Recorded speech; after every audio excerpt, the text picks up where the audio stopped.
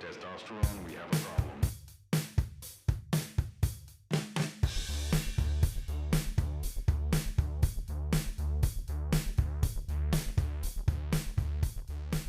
This is Outside the Manosphere, where two guys with zero credentials dive past the cliches of masculinity and try to become better friends by actually talking to each other.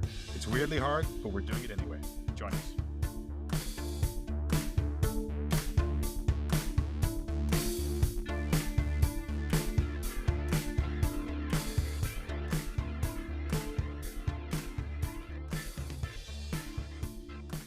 Hi, welcome to Outside the Manosphere with Skip.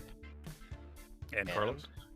There we go. How are you doing this week, Carlos? I'm all right. I'm still awaiting to find out if I have a job or not, but I was really hoping yesterday I'd find out, but I didn't, so.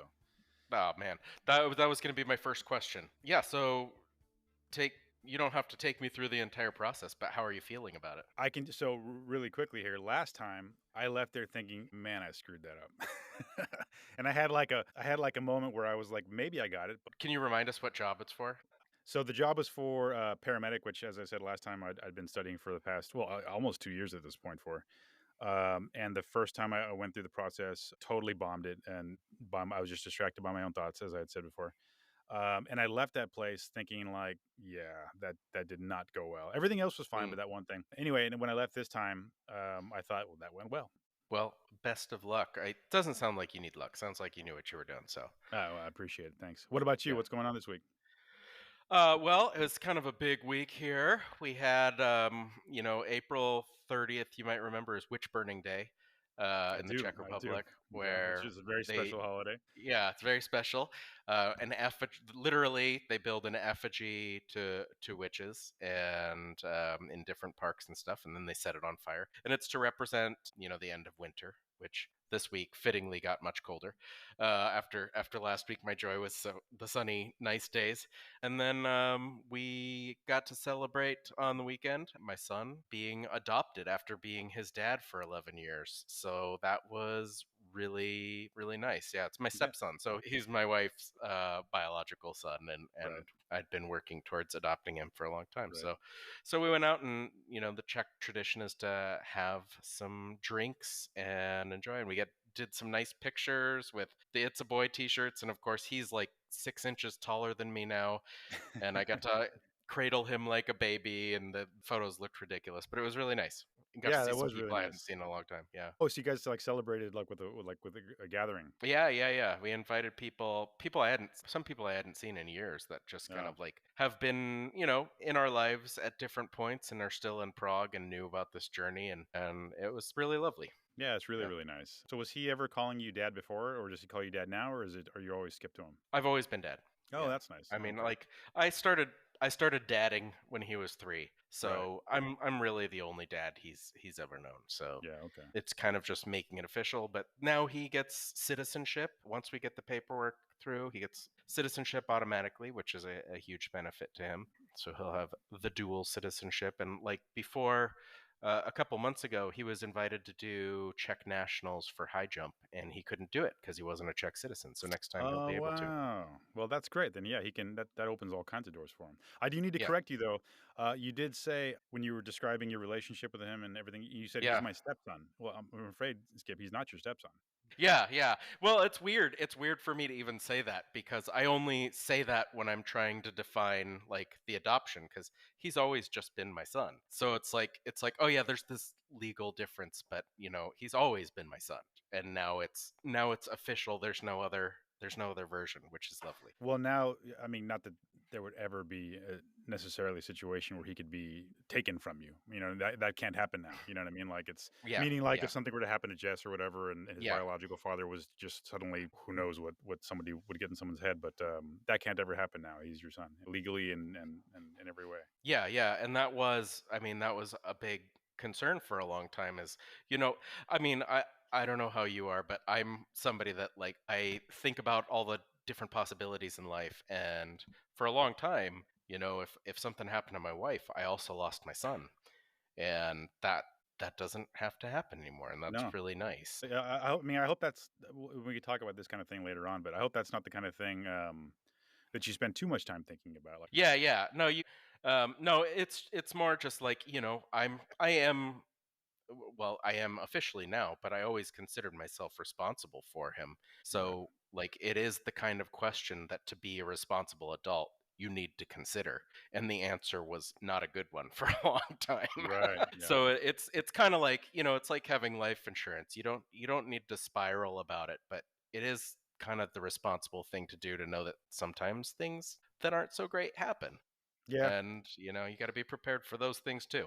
Well, congratulations again. Thank you very much. Yeah, it was a lovely day in the park. So, I was going to check up with you on that Cosmo article. I don't know if you want to remind us of that or just cut it completely. Sure. No, no, no. Well, I did read it. I found it. It was behind a paywall in Cosmopolitan, but I found somebody posted it on Reddit or something.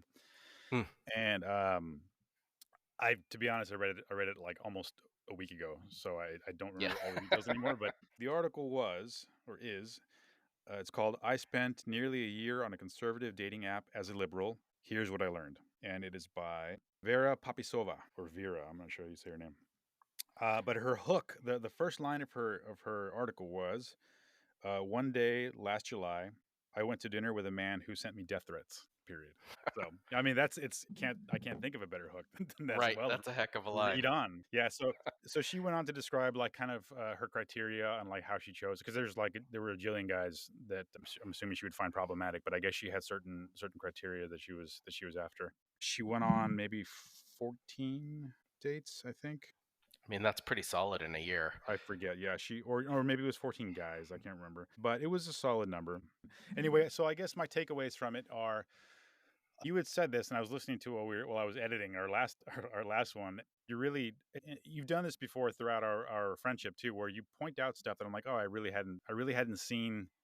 An example, before I can even articulate what I'm saying, is you introduced me to the whole notion of flat earthers. I had absolutely no idea there was a big group of people that think the Earth is flat and are advocating for the quote unquote truth. So stuff like that. I was just living my life being like, dismissing that kind of thing, not really paying Yeah, attention to it, because why? Like, why on earth? But I mean, I don't know what the movement's at like now, but it was getting big. I mean, there were a lot of people that were flat earthers. yeah, And something you had said last time was that this kind of thing helps people realize like how bad it really is. And I do take issue with a couple of things overall about the article, but it is really bad.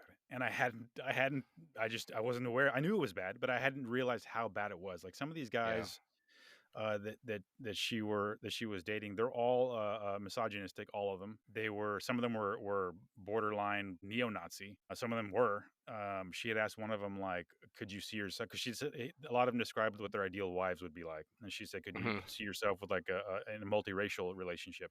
And the guy intelligently danced around it by saying that he thinks he has the right, or people have the right to preserve, I don't know, their genetic heritage or whatever like that. I don't know what it Yeah, was, but yeah. it wasn't like hell no. You know what I mean? He actually had an Right. articulate response. So yeah, my takeaway from the whole thing is that it's much worse than I thought it was. And how to reach people like that, I have absolutely no idea. None. Like I don't know how you come back from something like that. And I don't know. I mean, it just has to go away, like QAnon. You know what I mean? QAnon ensnared a Hmm. lot of people. QAnon destroyed a lot of like lives and families and relationships, and now it just kind of went away. I mean, there might be still people like poking around the internet with it, but like it just kind of went away. You know what I mean? I think Yeah, yeah. that's almost the solution. Just kind of let it fizzle out. I don't know. I really don't know what to Yeah, do about well, that actually kind of dovetails nicely into some of the things I was looking into this week, and I had kind of messaged you about this. I was listening to a podcast, Stuff to Blow Your Mind, did a 4-part thing on cynicism, a 4-part series on cynicism, and their episode 4 was particularly interesting because it was talking about how to avoid cynicism and the cynicism trap. Because if you'd listened to the other 3 episodes, there are some mostly downsides to cynicism. The only time that cynicism was actually had benefits, according to, like scientific research and stuff, was when your cynicism actually matched your surroundings. So if you're in a society that is less trustworthy and where people kind of are selfish and things like that, if your cynicism matches that, then it can become beneficial. But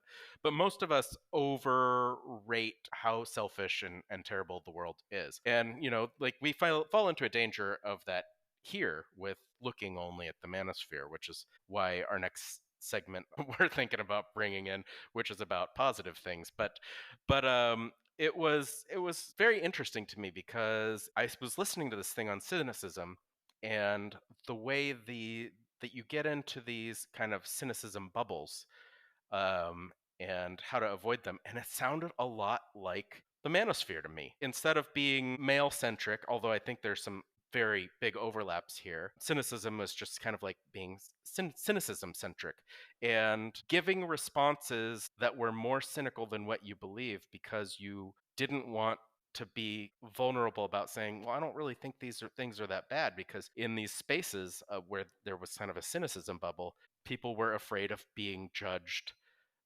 naive or something. So they'd give a more cynical answer than they actually believed. And I think there's a similar thing with the misogyny. Like, I think that people lean into it because they're in this space that expects that. And so there's a lot of confirmation bias. There's a lot of like leaning into something for an image. There's a lot of echo chamber things, and all these things are kind of part and parcel of the manosphere as well. And I found it very, very interesting, and thinking a little bit about misogyny and the manosphere as like a particular strain of cynicism about wokeness or feminism or anti-man things. And it's so funny to me because, like, when we think about the things that are coming out of the manosphere, like, what are some of the first things that you think of when you think of what's coming out of the manosphere? Beliefs and ideologies. Beliefs not well, my first thought was anger. Like that's the first thing Hmm. that popped in my head. Beliefs, I guess the second would be that things are being taken away from them in favor of people that didn't deserve it. There's a lot Yeah. of victimization in it for sure. Well, and all those things are just like really cynical ideas. Like, that Totally. everything's kind of out to get me. And the funny thing is, like, they're talking about, they're helping out all these people that doesn't deserve it, and I'm a victim. And it's like, well, that's not a very traditionally masculine thing to say. Mm. To say, like, oh, I came up against a little bit of challenge and now I'm whining and not doing anything about it.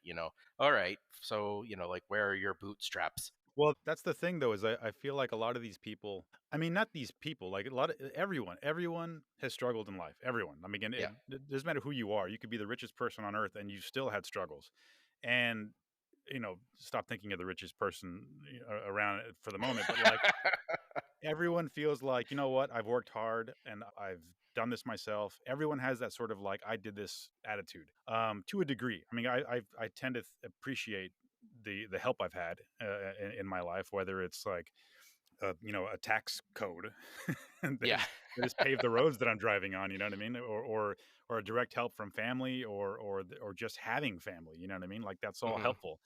But I think a lot of people have this attitude that like I struggled and I deserve it. Hmm. Me, and they just blinds them to everything else. They say, "Why is this person getting it?" And if it's not an immediate person they care about, those guys don't deserve it more than me. You know what I mean? Yeah. And Yeah. real quick, I wanted to go back when you were talking about cynicism. Maybe only being a positive if you're in an environment of cynicism where it's like it's kind of a protective, like a response to Right. your environment. I did listen to episode 4 of Stuff to blow your mind. yes, yes, yes. I did listen to episode 4 at your recommendation, and one of the things that popped in my head was living in the Czech Republic. I remember multiple students telling me the same expression, and I'm going to muck it up, but it was something along the lines of, "It's the old sort of communist way of thinking of things that if you don't steal from the government, you're stealing from your family." That's You know my what I mean? favorite Czech saying. Yeah. but but that's exactly what you were describing. They Yeah. were within a cynical environment, and they were all cynical. I mean, I guess it was positive in that sense that they were benefiting their family, but they were also taking from everybody else. And that mindset, I mean, just became intergenerational. And like Mhm. I've said this, maybe not on air, but before I even gone there, I'd seen pictures of people like on Facebook and stuff in the Czech Republic. And one of the things I noticed was like nobody's smiling. There's like hardly anybody Yeah. smiling in these photos, and I think that's a direct result of this cynical environment and the cynical response to it. So I mean, yeah, I guess there could be a positive response to cynicism, but I don't see it really. Well, yeah. I mean, I think that attitude made a lot more sense under, despotic communism. Things have changed here a lot. I mean, you've been gone what, 6, 7 years? It's Is about that 7 years, yeah. 7 years, yeah. Yeah. And like that, people are generally happier. Like the culture is starting to change, and it is starting to be more open and less cynical. Not overwhelmingly so, but like it's shifting. And the younger generations, because I teach high schoolers, they're quite a bit different a lot of times. But yeah, I think that attitude made sense. But then there was this dramatic sea change, and who you've been for your whole life doesn't suddenly change just because the world does. And I think that's what was left over there. So something that had been, if we're speaking in terms of evolutionary or adaptations, or something that had been advantageous in a new world order suddenly was not. Yeah. Suddenly was unhealthy. Right. No, I guess I'm kind of I'm thinking on the fly here though, but I was just wondering how advantageous it actually was in the Mm, moment. You know what I mean? In that mm, 50 mm, years, in that 50 years of oppression that they were having to deal with. But I don't know. Because it yeah, definitely helped some. It didn't help all. You know what I mean? And yeah. like people like me, if I were growing up in that environment, I think I would go either one direction or the other. I would either thrive as like a scoundrel, or I would just starve to death. You know what I mean? Like there'd be no just getting by for me. I think I'd be one Right. of the two. So you'd be a rogue. That's what you're telling me. I'd be a rogue in one direction or another. Yeah, a rogue or a vagabond or a beggar, or yeah. One thing I wanted to say regarding the podcast that we listened to was combating cynicism. Mm, And one of the things they had said was combating cynicism with trust and how that can affect a person's defenses. And I want to tie this back into the article of the woman who was dating all those far right guys, because it's a problem that I had with the whole endeavor that I just even now I'm having a hard time articulating exactly what my problem was. But when I mm-hmm. was listening to the podcast, it helped a little bit because, in one hand, we had said before that there's no way to sugarcoat this sort of thing. Like Right. we can't worry about the sensitivities of these guys because they're acting like fools and they're hurting people, and we shouldn't be concerned about their feelings or how they're going to respond to it necessarily. But in that same sort of mindset, we're just creating an echo chamber for ourselves because Mm-hmm. reading the article, like one of my problems I had with it, it was more like and she repeatedly said how often she would give them a chance and she genuinely wanted to hear what they had to say and she was open to discussing Christianity and this Yeah. and this and this. But then she would kind of turn it around and not make it a joke. It wasn't there was nothing funny about it, but it was more like a wink and a nod, like, but reader, what I'm talking about. And I realized, oh yeah, she's writing an article for the echo chamber, our echo chamber. And it's for our entertainment. It's the same sort of reason why, like, I was watching Jon Stewart this morning and just laughing my ass off because he's so funny. Mm-hmm. But his is a little bit different because he uses comedy. So comedy can actually, in my opinion, can break the barriers of people who might have their arms folded up. But it's just for me. You know what I mean? It's just for my side of Right. things because he's making fun, he's lampooning people. In his defense, he lampoons everyone. But it's the reason why I really don't listen to or watch MSNBC anymore. Not because I don't agree with every single thing they have to say, but it pisses me off. You know what I mean? And it's Mm-hmm. all it bounces around in my head, and it's in the echo chamber, and it's all for one group. It'll Right. stuff from that network will never reach the ears that need to hear it. Right. And I think this article is the same thing. Anyway, rounding it back, what I wanted to say was combating cynicism because I do think these guys are all a thread of cynicism, this whole manosphere thing, as you were saying. And I think not that you need to like offer them trust, but something along that same vein, something along the lines of like you'll disarm them more with kindness, I think, than ridicule. And I know you're going to disagree. But and you know what? What I was doing when I was kind of processing this all, I was thinking, okay, I'm going to put a member of the Ku Klux Klan in place of a far right guy, or I'm going to put a Nazi in the place, Mm-hmm. or a known murderer or something in the place of these people. And it's not that I'm going to give them grace. It's not that I'm going to try to understand their perspective. It's just that I'm not going to necessarily ridicule them because they're never going to listen to it. And it's the same reason why I don't want to get like overtly political on this podcast. Because Mm-hmm. if we do that, well, then we're just preaching to people who are nodding their heads in agreement. You know what I'm saying? Yeah. It's like I listen to all these left wing podcasts, and I'm in full agreement with them, but no one on the other side is ever going to listen to them ever. You Right. know what I mean? And it doesn't help anything at all. It's just a further dividing line. And again, like I said, I'm not going to come meet in the middle with like a Nazi or anything, or I'm not going to meet Right. in the middle with somebody who wants to like to hang someone of a different ethnicity. But like I don't know. I think ridicule and humiliation is just not my way. It's not the way that I would want to do it. So I have two thoughts. One is bringing it back to, you said, so what do we do with this group of guys? Do we just let it die out like QAnon? And I think that's a really good question. There's a question of, so I guess what is the function of ridicule is one question that I would have. Like, is ridicule, is Jon Stewart, all those things, are those ways for literally for just us to cope, because these guys aren't going to listen to these things. And if that's the case, then I'm kind of, I'm ambivalent towards it. If that's something that people are using to process it, using the humor, whatever, then I'm sort of ambivalent to it, because I genuinely don't think that some of these guys are reachable. The other thing that I was thinking, as you said, you couldn't put your finger on what you didn't like about it. I'm wondering if it's operating in good faith. And if the feeling that you have is somebody's going out to make a hit piece, or really just using it as a pedestal for ridicule or something like that, rather than informing or educating, then that feels like the crux of what I was hearing, but I'm not sure. Like, would you say that that's something to do with it, or? Yes and no. I think on the surface, that's how somebody on the far right would look at it right away. They'd say, "Oh, this is just Hmm. a hit piece. This is just designed for pure Yeah, ridicule." But if you look at it, I mean, she was going on intimate dates with these people. I mean, she didn't. I right. don't think she didn't become intimate with any of them. I don't even think she kissed any of I them. c- But can't imagine why. but I mean, it was a pretty intimate environment, and these guys hung Yeah, themselves. Like, it wasn't like, I right. mean, they went in there and did it to themselves. I mean, I guess kind of in their defense, they were on a far right dating app, so they were assuming she was in the same mind. No, no, no, no, that's not true, because she qualified herself as someone on the app. She said, "I am someone who's voted Democrat." I think I'm going to Hmm. paraphrase. She said that Yeah, she's sure. voted Democrat in the past, but she's tired of this and that, and she said all that's true. She's tired of left this and Democrat that, and that she is interested in hearing like other sides of the coin or whatever. So she said that, Yeah, and yeah. I guess that's what they were offering. So I don't Sure, know. But no, sure. no, I don't think it was a hit piece. I think it can be regarded as a hit piece for sure. I guess I don't remember if there was a call to action, and I think that's the difference between like Jon Stewart and Mm, something like this. Jon Stewart, he ridicules and makes fun, and he does it to both sides, mostly to the right for right. sure. But then he kind of explains why this is bad and how and what direction this is going, and it's entertaining for sure. It's funny, but he also gives you like the moral behind it all. And Sure. maybe I'm not being fair. I don't remember her article completely.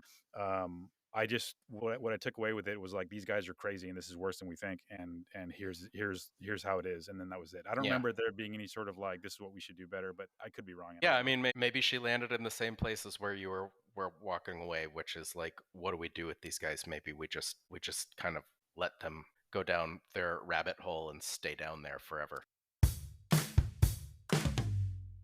Well, in acknowledgement of the negativity of some of this and the manosphere and all that, one of the things that I wanted to do because of this whole idea of cynicism is kind of reset and say, we'd talked about this before. You were talking about man of the moment, and I had phrased it separately, I think, as look for the helpers, which is a shout out to Mr. Rogers, which we can come back to. But news and things like that. There's this perceptual capture. There's media capture. You don't hear about good things as much, and there are good things out there, and there are good guys, and there are nice things happening, and of course those are not the things that we necessarily need to focus on to change the world. So it makes sense in some cases why we would only hear about these things and why those Hmm. things are the news. But I did want to go outside and say, I don't I it looked like you'd had selected something, but I wanted to open up a segment that, to be named, but maybe it's called Look for the Helpers or whatever. And I'll put out there Mr. Rogers, even though it's not contemporary. In many ways, and this is not to elevate us to his level, he's kind of an archetype for what we're trying to do. Like, he talked to kids and made expressing yourself and made feeling feelings and thinking about things and connecting with others, made it a positive thing, and he was a role model for those things, Hmm. in kind of the same way that we're saying, okay, let's get on here and be vulnerable and try and be adult male friends, and grow our relationship and show hopefully what a healthy male relationship can look like. Yeah, that was kind of the idea behind this. Is let's spotlight some people doing good out there. And you had one, yeah? Yeah, before I mention it though, I want to point out, or not point out, I want to say I had read, I don't know if it was a meme or something I'd seen online somewhere, but it was of Mr. Rogers and his relationship to his wife. Hmm. This is going to get foul very quickly, but Okay. no, it's funny though. It's funny that he was talking about his loving relationship with his wife and how after X amount of years that they were still in love and this and that. And I think it was his wife saying how that all he wanted to ever do was like make her laugh, and that she remembered a time when they were like in church or something like that, and he just like looked over at her, direct eye contact, and just a long fart. Yeah, that's something you don't get on the show. No, you definitely don't. But yeah, no, he just he won my heart right then if he hadn't already. Yeah. Oh, I So guess I guess real quick. I guess we should say, do you know where look for the helpers? You know where that comes from? Because we should explain it in case anybody no, doesn't know I it. Oh, don't. okay. Well, so it's something that Mr. Rogers taught. And you could look up a clip. It's very famous and it's just really heartwarming to watch. So it comes from Mr. Rogers, Fred Rogers, and he had this recording on his show one time, and he said, "When I was a boy, and I would see scary things in the news, my mother would say to me, 'Look for the helpers. You will always find people who are helping.'" And that's basically it in short. It's in scary times, in scary places, finding those people that are helping out and seeing the positivity that we need to see in the world so badly. Nice, yeah. So that, I mean, that includes police officers and first responders and firefighters, all those things. Yeah. Yeah. Yeah, Okay, and all and all like you will and be. al- and also yes, and also podcasters. Podcasters very much, very important. Yeah. So the one that I had sent to you was an article. I didn't reread it, but I've read it a couple times over the years. It's called "Why Women Aren't Crazy" by Yashir Ali, and it's by, I guess, I don't know if it's a website or I don't know what this is, but it's called the Good Men Project. Mhm. And I came across it on Facebook once because a woman that I knew had posted an article on it. She had prefaced it with something. At the time, this was maybe 15 years ago, something like that, maybe even longer, 17 years ago. I had seen it, and she was talking about why women aren't crazy. I was like, ha ha, I'm gonna click on it, I'm gonna read it, and then I'm gonna come back and say something funny about women being crazy. Like that was my mindset back then. I was like, Mm. I'm just gonna make a joke. Like Yeah. I didn't realize that I was minimizing this thing that she was trying to get out there, but I was Right. like, I'm just gonna be, quote unquote charming, and this is gonna be funny. You know what I mean? And completely dismissing the point of what this woman was trying to say. But anyway, I clicked on it, I read it. When I got to the end of the article, I was like, holy crap, I'm a total asshole. I realized I am the problem. When I read that, so the crux of it all is written by a man, I believe. Yashir Ali, I'm pretty sure that's a man's name. Sounds Um, like it. it was at a time just before the term gaslighting became mainstream and everyone knew what it was, Yeah. but he describes the origin of it and what it means exactly. And just a quick rundown in case anyone doesn't know, it's when you are kind of turning the tables on somebody who has an issue with some behavior that you are exhibiting, and you turn it around on them. It's like, no, this is you. This isn't actually me. This situation is you're reacting in a ridiculous way. This isn't because of me. You're undermining reality in some way That's to ex- manipulate how they see the world that's into their exactly point of what it view. Yeah. is. That's exactly what it is. Did you read the article by chance? I didn't. I didn't get a Oh. chance to. Oh, well, that was a great explanation. The whole point of gaslighting was, and I'm assuming this is true, that it came from some movie in the 40s, 50s. I don't know when, but a husband was trying to swindle his wife's inheritance by making her incompetent so he could have her institutionalized. And what he was doing was he changed the I don't know, the gas output in their lamps so they would flicker. And so when she would comment on it, he was like, "No, that looks fine to me. Like this is Mm-hmm. Mm-hmm. you're not seeing reality for what it is." Right. So he was making her think she was crazy. And anyway, the article basically goes on to describe how men do that. They say, "No, no, you're crazy. You're crazy. You're crazy."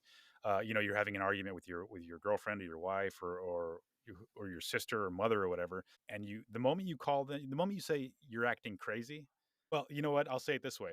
I realized how often I've said that to women. It's been well over a decade since I've said anything like that to a woman now. Mm-hmm. But the moment you're calling a woman crazy over some like grievance she has, you're probably the reason why. and I realized that when I said, okay, would I ever say anything like that to a man? And the answer was no.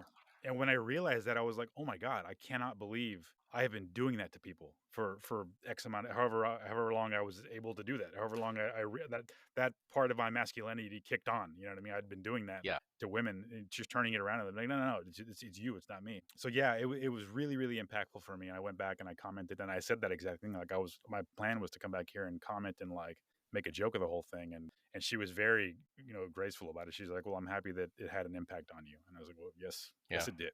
And I've shared it and I've talked about it for years and years. So, as far as what did you call it? Finding the help? Look for the Look help. for the Look for the helpers. helpers. Look for the helpers. That one was a big help for me. A huge Cool. help for me. Like, it really changed the way I look at my own behavior towards specifically women. Yeah, it was a big moment for me. And I hope someone else will look it up too. Why Women Aren't Crazy by Yasha Ali from the Good Men Project. It's worth a read. Yeah, I'll definitely read it. And you know what? I think that makes you the helper. I think Oh, well, that now it does. realization about yourself and also getting me to read it.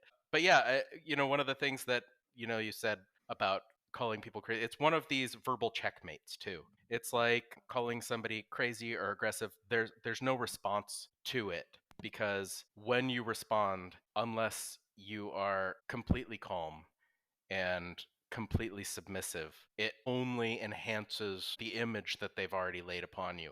So it's like one of these verbal checkmates that's just kind of an unfair an unfair tactic, if you will, because it just traps people. Because like, it's, if you say somebody's crazy and they get upset, well, shit, of course they got upset. That's like Freud having his whole theory of penis envy, that women are envious of men because they don't have Yeah. like a physical appendage like that. I forget the other. I mean, she was also a well-known psychologist. I forgot her name though, but her response to that was like, "Oh, it's ridiculous," and she had a whole rebuttal to that. And his response was, "She has penis envy." That's why she has a problem with his theory, is because she has penis envy. Yeah, Yeah. I mean, how do you fight that? Really, how do you fight that? It's completely circular.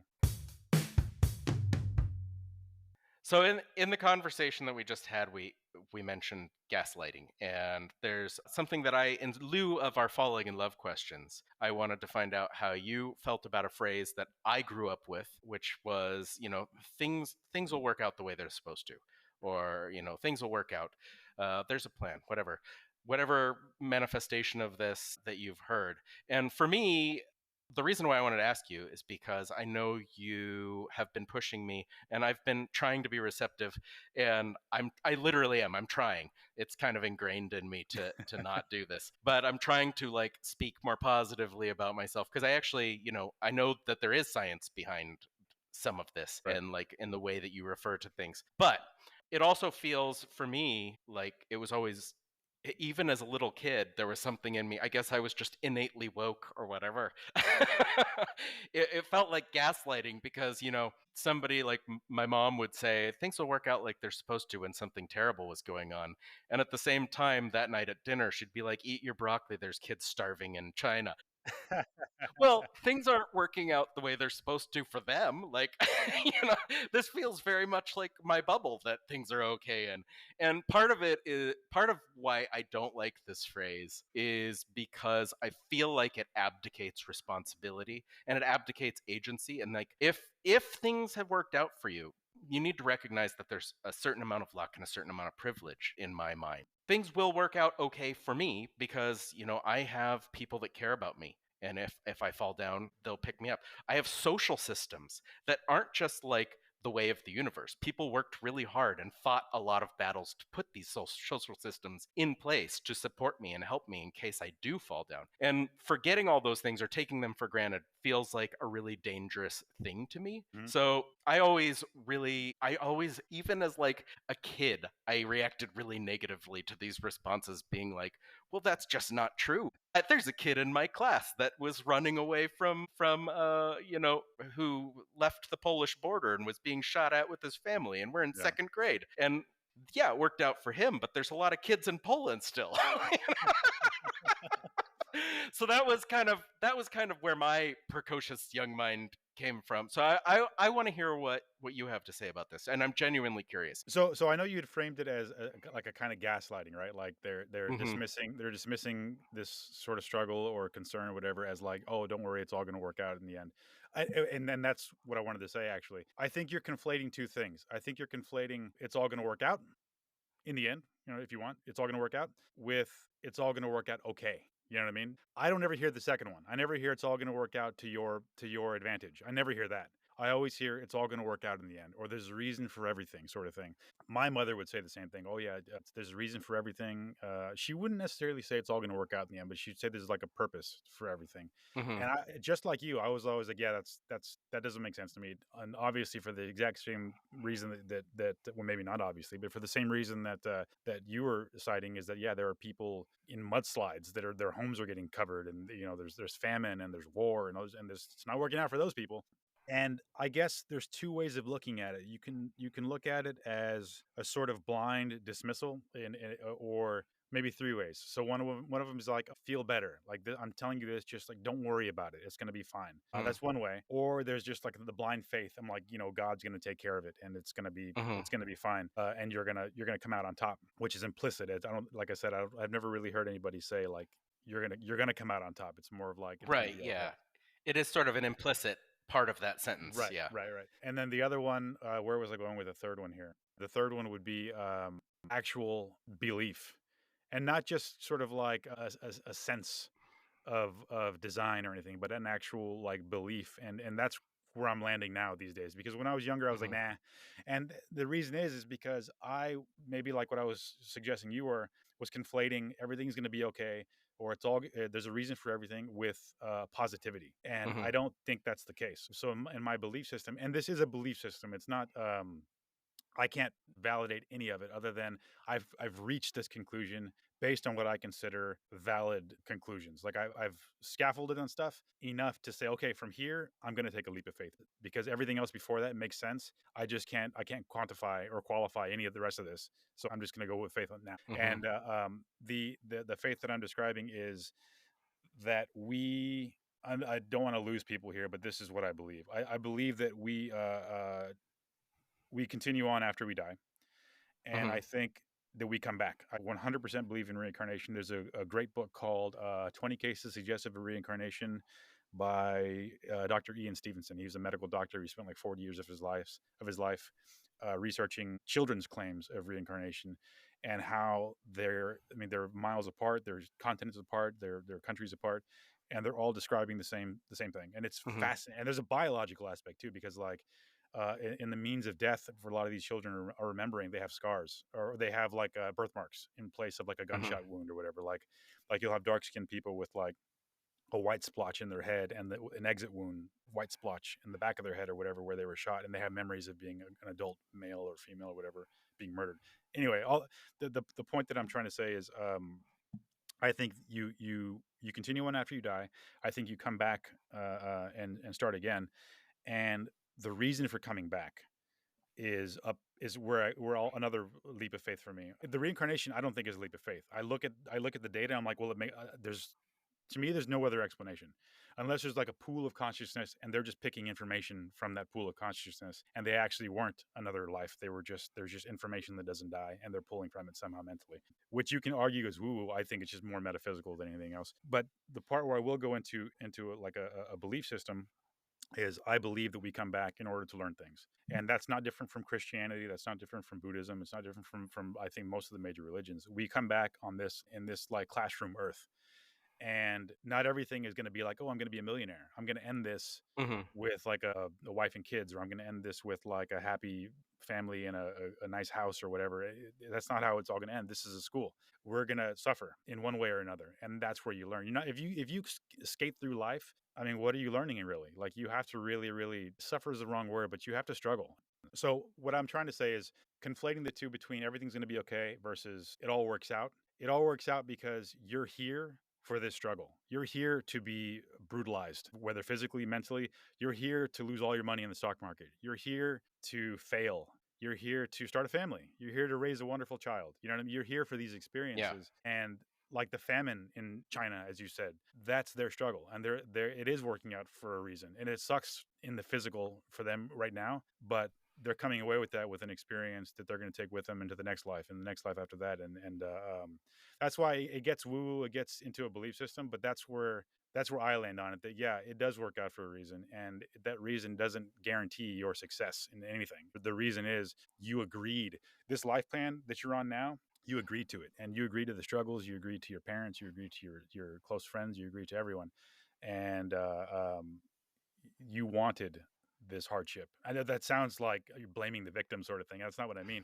Like this hardship that you're experiencing, I guess a better way of putting it is you agreed to it so that you can learn from it. And it sucks. And I'm not minimizing like the pain and the struggle, but if you look at it from like a meta perspective, everything does work out, and it does work out for a reason. I mean, in the end, it is positive. All right, In the all right. very end. Well, I like your interpretation. Somehow I don't think that's what most people that I was talking to when I was growing up were saying.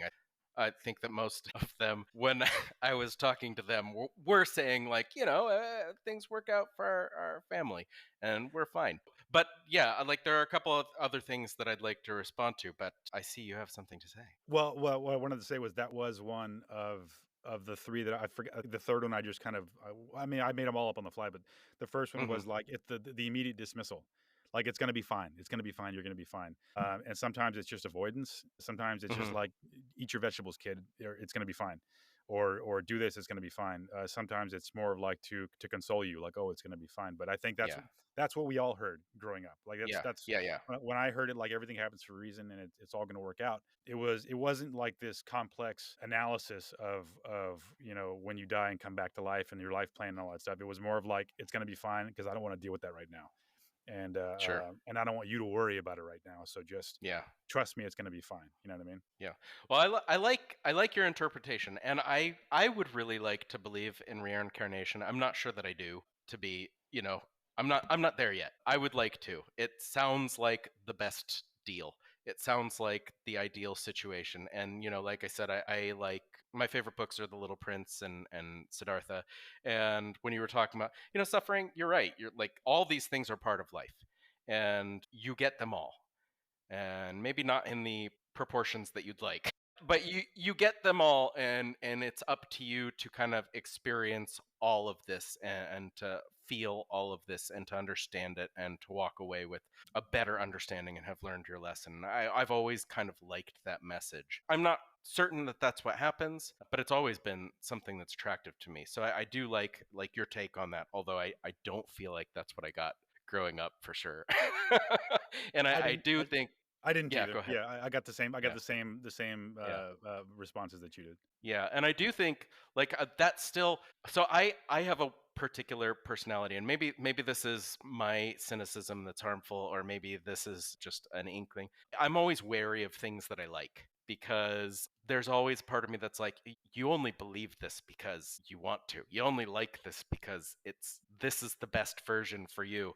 Yeah. And so like I tend to gravitate towards things that I don't like, which is kind of a weird situation as far as beliefs. So I'm trying to like find the balance, and I often, often it'll take years to kind of overcome or change my perspective on something, but I feel really solid once I do. But yeah, it's a slow process. Well, so what does that do then by kind of pushing back the thing that you want and going like the harder route? What does that do for you? For me, it makes me feel like when I get there, I'm on much more solid ground. It feels like it feeds something in me to not just say I believe this because I want to believe it because I feel it, but to be able to say I feel this is true, and more than that, here's why I Yeah. I came to this conclusion, and it was hard fought, and you know I battled to get here, and it's not necessarily about the battle, but about that solid foundation. That part feels important to me, and it's funny because like I do think of things kind of statistically, and fundamentally statistics are, if you do them right, a lot of people think of it as certainty, but it's fundamentally about uncertainty and about Hmm. how you can never prove anything, and you can never be quite sure. But there is, it's like I want to pass that, in scientific terms, I want to pass that alpha. I want to make sure that I'm pretty darn sure about this, and I've got good evidence.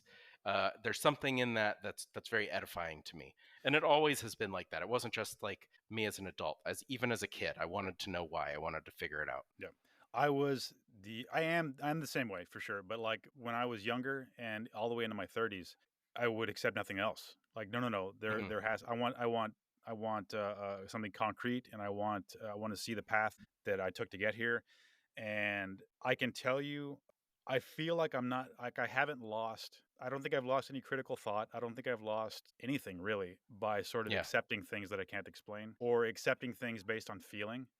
That's a big one for me. Is when I Hmm. was younger, I was always like proof driven, but I was much more intuitive when I was a kid. I just like I think all kids are, but as an adult now, listening to that little voice in my head is something that I've started doing a lot more, and I find that all the resistance that you're describing, it hasn't melted away, but it's so much easier to navigate through. Like just so much easier to navigate through when you just listen to what your thoughts are telling you, not the negative stuff, obviously, but like Hmm. listen to you kind of your sort of impulse response to things and kind of accept that as like, well, I thought that for the first time, and why is that? The thing that I'll probably mention 1,000 times until you do listen to it is the podcast, the telepathy tapes. To Uh, me, go ahead. I actually did listen to just one episode. I listened to Okay, one episode. and that's it. You Yeah, gave up. I did. I gave Okay, up after that. finish it though. Finish it though. Like it's only 8 episodes, I think, and they're all like what 50 minutes long or something like that. No, I listened to one of the more recent ones, You can't do and that. I No, you didn't gotta start start at from the the beginning. beginning. Yeah, you gotta start at the beginning because Yeah. the more recent ones is like, what the fuck am I listening to? No, I get that. Like if you listen to it from the end, it's like, yeah, I'm not gonna. I wouldn't continue it. If I were in your position and I started at the end, I'd be like, yeah, I'm not gonna listen to this. What was it like dog telepathy or something like that? It was something. No, no, they were talking about kind of some of the core stuff, but it didn't pass the smell test for me. Right. And I'm not denigrating, whatever. But for me, I listened to it and I was like, well, there's this and this and this and this and this, Yeah. and that's kind of where I came out. Right. So what you listen to is between seasons, and they're like interviews. Basically, what you're listening to now is for the people that have listened to the full thing, or people like me that don't need to be convinced about any of that stuff now, and Hmm. they're just kind of they're not really like arguing points or trying to like provide proof for anyone. They're just saying, well, you already believe this thing, so we're just going to move forward. Assuming you're on board. If you go back to the very beginning, it's much more for an audience like you who are like, wait, hold on a second. Like, I want some answers before we move forward, and they're a lot better at it than I'm describing. But anyway, what the reason I'm pushing it is because to me it's evidence based, and if a researcher or somebody fancies himself a critical thinker or someone that wants, well, just evidence, Hmm.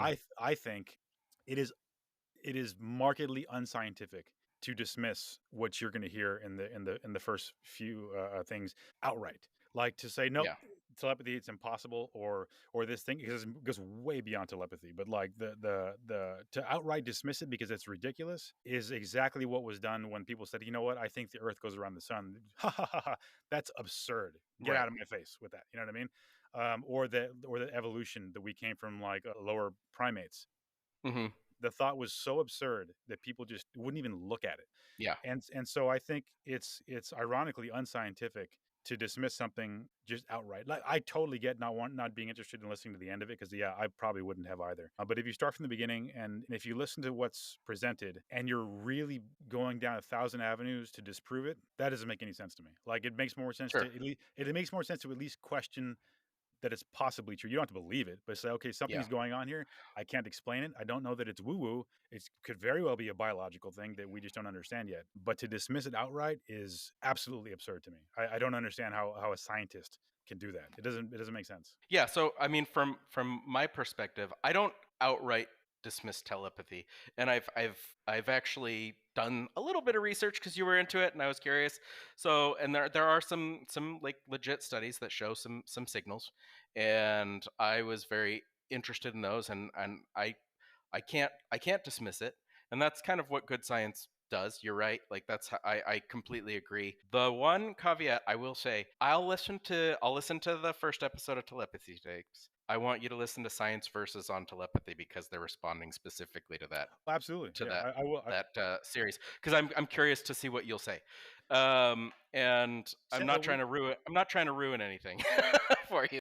Skip, you can't ruin it for me, dude. Because outside of the telepathy tapes, the remote viewing stuff, I did it myself. Like there was Oh absolutely no, I remember. no Yeah. one doing it, and so there's absolutely no amount of science that can tell me that didn't happen. Yeah, and actually, like, the research, as I recall, the research that I looked up kind of said that that's the signal, is that there are sort of, like, something akin to remote viewing, and Yeah, it's not fantastic. It's not a fantastic signal, but like there is a slight signal there, and that's the research that I found too. So I'm down with it. I'm real interested and curious about it, and I think you're right. Like, there does need to be some more rigorous studies. I always just I worry, especially with populations that don't have great voices for themselves. Um, right. it, and the other concern is the old counting horse thing. Do you know Yeah, the yeah, counting yeah, horse thing? yeah, Yeah. yeah. So, like, kind of seeing signals for something they aren't. I had a psychology professor in college who actually was a severely autistic guy that was nonverbal, Hmm. and he had watched this guy. He had been brought in to consult, and he had watched this guy for a little while, and they thought that he was semi-verbal, Hmm. and he said, no, he's not verbal at all. He's not getting these signals. He's picking up on other things. And they were like, no, no, no, every day, Mikey comes to the door and we're putting things away, and we say, okay, yeah, you can have a Coke, Mikey. And he comes in and gets a Coke. And it turns out, like, if he comes in and stands by the door and you say, Godzilla's attacking the moon, Mikey, he goes and gets a Coke, Hmm. like, and that's kind of the worry, for me, is like, if there's something that people have predestined as a thought that they're Right. trying to prove, Yeah, that's yeah. the danger with those types of Well, things. and I'll turn that right back around on you though, because Yeah. you have the preconception that it's not true, and you're going into it with that, and there should be some healthy skepticism for sure. Yeah. But I think mostly, I'm not saying it's you necessarily, but I think most materialist-minded people, meaning like what you see is what you get, the laws of physics apply to all things, which they don't if you go quantum. Hmm. As we know it, they'll go in there with that sort of like they'll go in there with the baseline that this is impossible, and how can I disprove it? You know what I mean? When that's not really the approach you should be taking. Is they should be taken as like the data. You know what I mean? And I agree. Like this, like the woman. And I'm not gonna like defend the show. Like you should just check it out. Hmm. Yeah, I will. And more than just one episode. Like just it's only 8 episodes, but there's stuff in there that like I don't know. I'm actually more than I want you to believe it or anything like that. I'd like to know your opinion on it because you are a Yeah. smart guy and you do think critically, and I'd like to know if like yeah you. I mean maybe there's something that I just completely missed. Like I said, I believe this stuff regardless because I've done it myself. Right. And like, no matter what you say, no matter what anyone says, I'm still going to believe it. Sure. Um, am I going to believe everything that this podcaster has to say? Am I going to believe everything that these kids are saying? Well, that could change. Yeah. But I move forward on the premise that like there's information out there that we can access, whether it's reincarnation or just a mass consciousness of all living things is a whole other thing. But I part of this goes, like, part of this, and to explain my mindset, it's not about disproving stuff. It's I do try and take this because I teach not psychology, I teach statistics, and you've got a null hypothesis and an alternative hypothesis, and the null hypothesis is always the status quo, and the alternative hypothesis is the thing that you want, but okay, you have to assume that it's not true until you have evidence otherwise. And okay, that's the mindset that I come in with, is like, yeah, I think that there, from what I understand, there is some signal for some specific things, and I would like to believe in that, but it's got to pass a threshold for me. right, uh, and that's kind of the mindset that I come in with, is like, this is my professional right, this is right. my professional area speaking for me. Right. And I think that no matter how many times you listen to it, even if you're like, yeah, that's interesting, and that's I can't prove it or I can't disprove it or I can't prove it, but Hmm. it's interesting and I can't explain it, and then you're going to move on with your life and continue on, and that's a healthy thing to do. But like I think until you are impacted by it Hmm. directly, that's when it changes the world for you. You know what I mean? Sure. Because if I hadn't done the remote viewing stuff, I'd probably still be farming right now. I'd probably still be banging my head, and raising my fist to the sky and and just, you know what I mean? Like I think I'd still be doing Yeah. that because something about it like changed my perspective, and with that everything else just kind of tumbled into place. The whole reincarnation thing, I mean after I read about it, I concluded that well, I don't know why. I do think it's a biological mechanism. I still didn't Yeah. believe in any kind of God. I don't believe in God, but I didn't believe in any kind of like organized entity that was controlling things, but I believed that it was happening. I didn't understand why. Like I said, so I was already primed for it, I guess. But once I was producing this stuff myself, I don't know how else to describe it other than like, oh, look at this little miracle that I just did today. Yeah. I don't know. I don't know how else to describe it. But That's very cool. without that impact, I don't think it's going to mean shit. you can listen, you can listen to the podcast 1,000 times. It's still not going to mean anything until you do it yourself. Right. It's like, holy cow. And you can skip, you can do it yourself. I've extended my hand to you. I can show you how to do it. I will try. I'll try. It's not super bananas. It's like, yeah. Anyway. I'll try. Yeah, no, I mean there are things that resonate with me about what you're saying. Like there's a few things. One thing is until it happens to you, which is sort of sort of the GOP tagline, right? We're anti-abortion until our mistress gets pregnant. We're Sure. we're anti-gay till you find out we're actually gay and doing things. Or your child is, yeah. Yeah. So it's like, yeah, I fully am down with like, you're not impacted by something until you're truly Right. impacted by it. Mhm.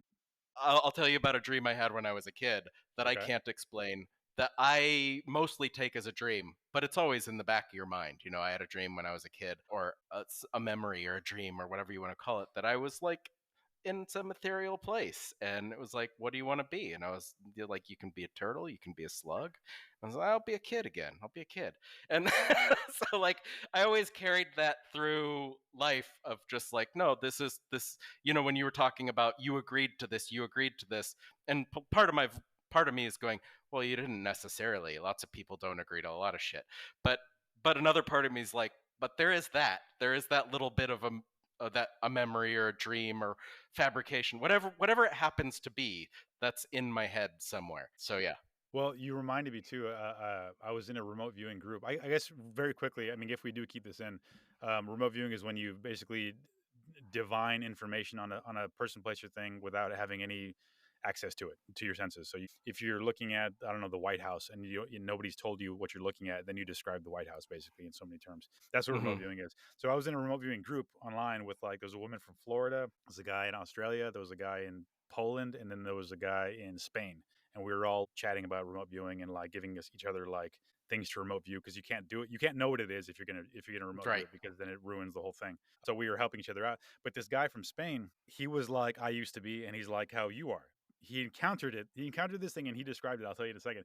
And he could not make sense of it. And so then he somehow stumbled onto remote viewing, and then he was super skeptical of remote viewing, annoyingly so. I'm like, dude, why are you in this group if you're gonna shit on if you're gonna shit on this every time we get online? But he was annoyingly like I want answers, but why? And I'm like, I can't. Nobody can explain to you why. He's like, oh, Hmm. it's not good enough. I'm like, well, nobody can explain to you why this is happening. But the thing that got him into the whole, Yet that's the thing, nobody that's the yet, thing, yeah. that's how I would say. Yeah, and that's how I say it too. Yeah, but this guy, he had this experience where he was in one part of Spain, and his son, I don't know, he had some kind of medical problem, and so he needed like regular visits to the doctor.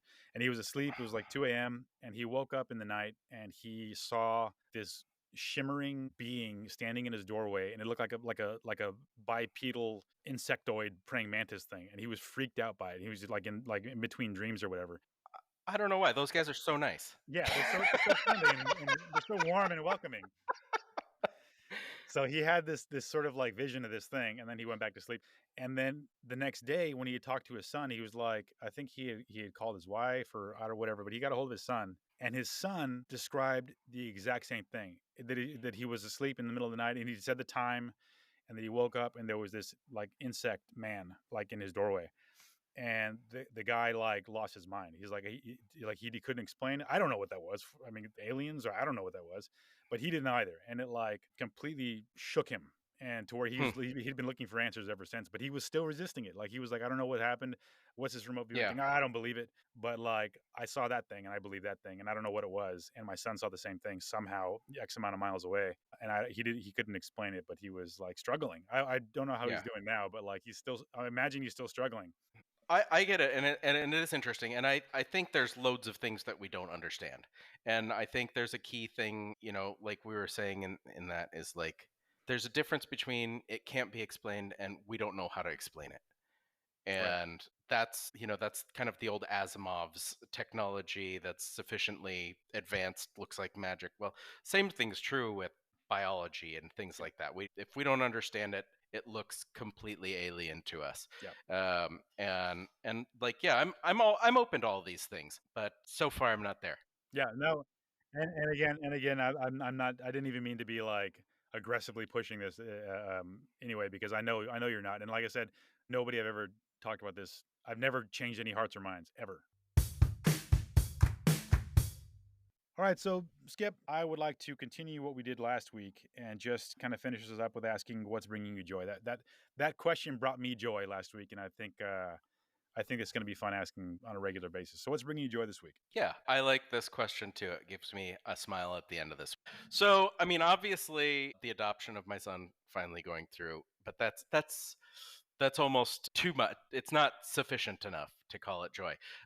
A second thing that happened this week, my family, we're a Marvel family. The first date I ever took Jess on was Guardians of the Galaxy, and she hadn't been out on a date or to a movie for years before that. So it's kind of this tradition in my family. We always go out and see the movies, and when the kids have turned 7 or 8, we watch all the movies, which takes forever now.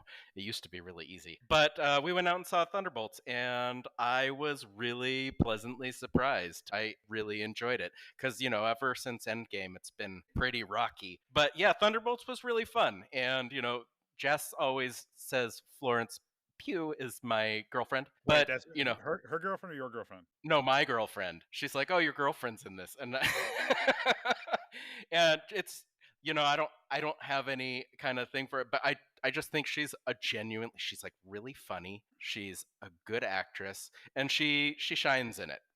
Like she's able to take in a really ridiculous movie, she's able to take it from a comedic moment to like a really emotional moment in like a minute. And it's like, you're in this superhero movie with ridiculous stuff happening, but there's an emotional core to this that's really nice and is relevant to some of the things that we talk about here.